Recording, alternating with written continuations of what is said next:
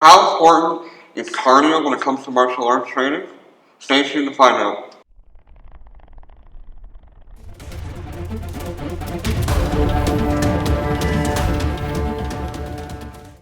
Welcome back. My name is Matthew Jonathan Field, and I'm the owner and head instructor here at Cobourg Tae Kwon Do. This is actually part 2 in our discussion when it comes to how important is cardiovascular conditioning when it comes to your martial arts training. I shot part 1, and then I thought I was after the video was done, I thought do part 2 just to give you a little bit more on the discussion of cardio. So last time we discussed the various forms of cardio, so like using treadmill, using skipping rope, using the various machines that you can use, running versus biking, kettlebells, and we also discussed how like you train cardiovascular conditioning based on your goals as well as the goals or specific of your martial arts. Whether you're doing grappling style martial arts, whether you're doing striking style, or whether you're doing a mix of both, so like MMA style where you're standing up, striking, going to the ground, and grappling, changing the elevation of your heart, and so forth. As well, we talked about how different forms of cardio is going to affect different people differently. It's just the way the human body is. Some people, are runners, they can run forever. Some people can skip forever. Some people can spar forever. It's just specific. So what I want to talk about today, though, is a couple other forms of cardiovascular conditioning that you can do to help improve your martial arts. So one of the things is I did discuss how you can use heavy bags in your training, especially if you're primarily doing striking styles. So whether you're a boxer and you're working boxing combinations, whether you're MMA and you can work your punches, your elbow strikes, your various kicks, as well as if you're a kickboxer, obviously working your different elbows, knees.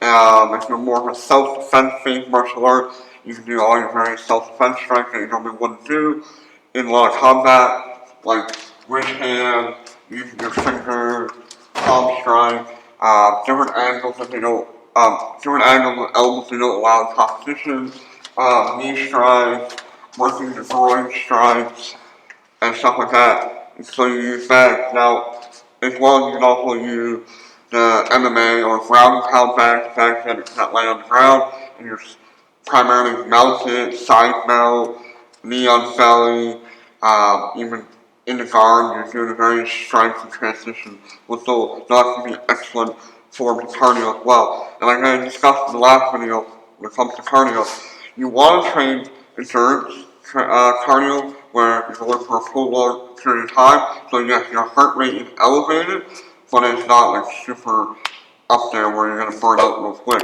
But you also want to train cardio like that where you get that heart rate up super high for maybe 20, 30 seconds, and then you have to lower it again. Because that will simulate a very intense clash in sparring or boxing, or you go really hard at it MMA, or even if it comes for self-defense.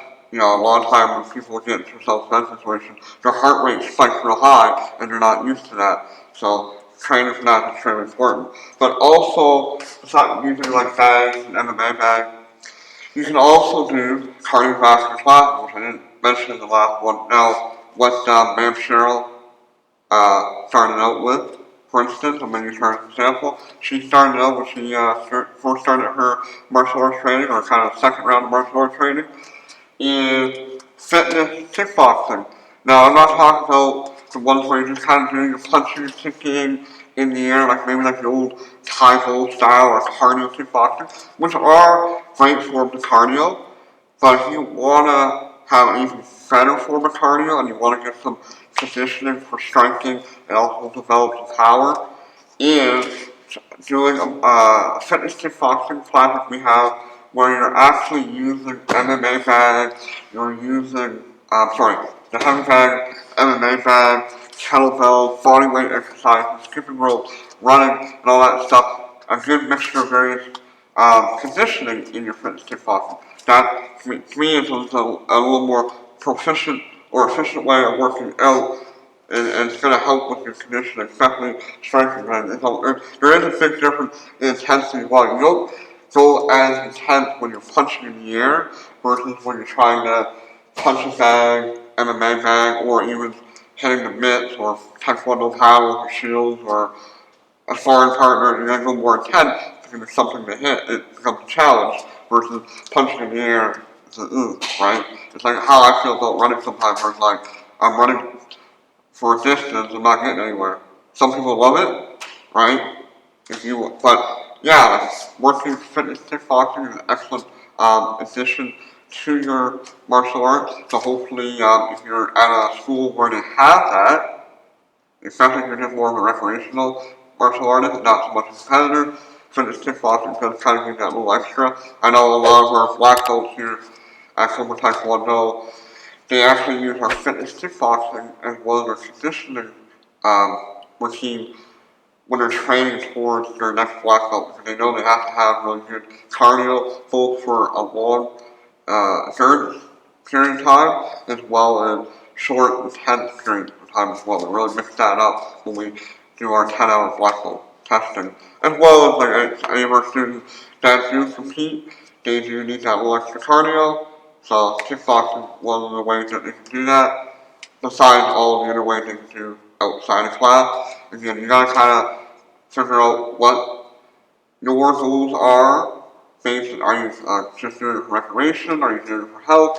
Are you doing it for competition? Once you kind of figure out what your goals are, then you can train specifically for that. If you need more information on that, you know what? Go ahead and if you're one of my students, ask me. I have various different personal training and MMA coaching and fitness certifications. So, I'm very diverse in knowledge with that. I'm always learning. You can also ask your instructor at your school about extra conditioning, what they recommend, because they're going to know what's better for you, because they're going to know you, plus they're going to know their martial arts program, and every school is different, right? Even if it's the same style, like Taekwondo, every school is a little different. Some schools do a lot more cardio. Some schools do a lot more strength training. Some kind of balance it out. Some people don't really do a lot of conditioning in the martial art. They just their martial art. Their martial art is the conditioning. Like I said, if you want that higher level conditioning, plus having good cardiovascular is just going to help you with your overall health. You want a good strong heart, and having a good strong heart is going to allow you to push harder in other activity, whether it be your martial arts, maybe you do other sports, maybe you like to weight train like I do, strength train, and having good cardio will help with that. It's just, again, I need to have good cardio. And while I'm talking about that, again, like I said, Ma'am Cheryl started out with fitness kickboxing before moving on to Taekwondo, where she's currently a second degree black belt, training for her surgery. She's also one of the co-founders alongside me in Empower, where we strive to help women and young girls feel confident and find their inner strength for defense and empowerment training.